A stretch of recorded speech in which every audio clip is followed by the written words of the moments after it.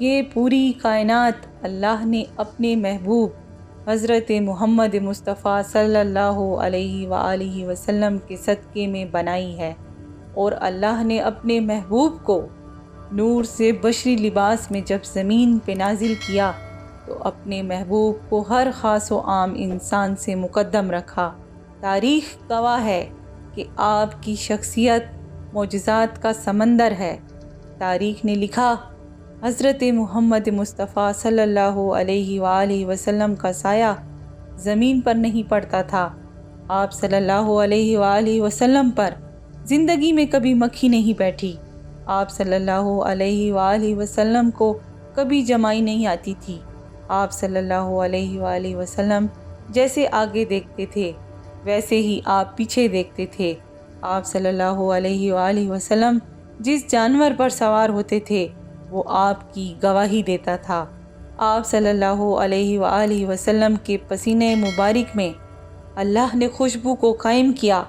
جہاں جہاں سے آپ گزرتے تھے لوگ آپ کی خوشبو میں جنت کی خوشبو کو محسوس کرتے تھے۔ آپ صلی اللہ علیہ وآلہ وسلم جس پانی میں اپنا لعاب دہن ڈالتے تھے وہ پانی شہد سے بھی میٹھا ہو جاتا تھا۔ تاریخ نے لکھا، آپ صلی اللہ علیہ وآلہ وسلم جہاں جہاں سے گزرتے تھے تو پہاڑ اور درختوں سے سلام یا رسول اللہ کی آوازیں آتی تھیں۔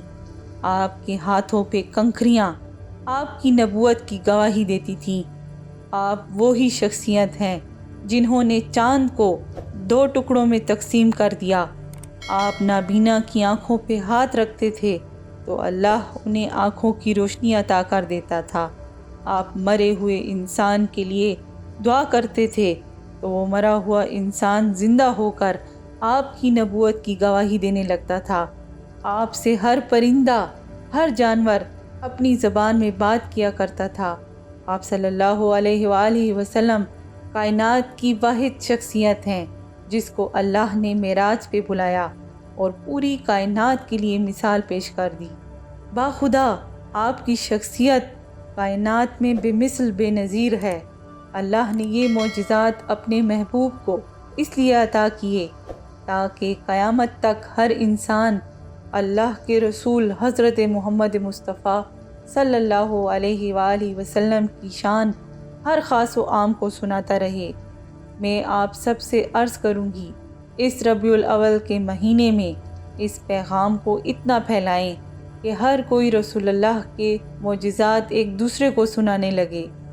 سلام ہو اللہ کے رسول محمد مصطفیٰ صلی اللہ علیہ وآلہ وسلم پر۔ سلام ہو اللہ کے رسول محمد مصطفیٰ صلی اللہ علیہ وآلہ وسلم پر۔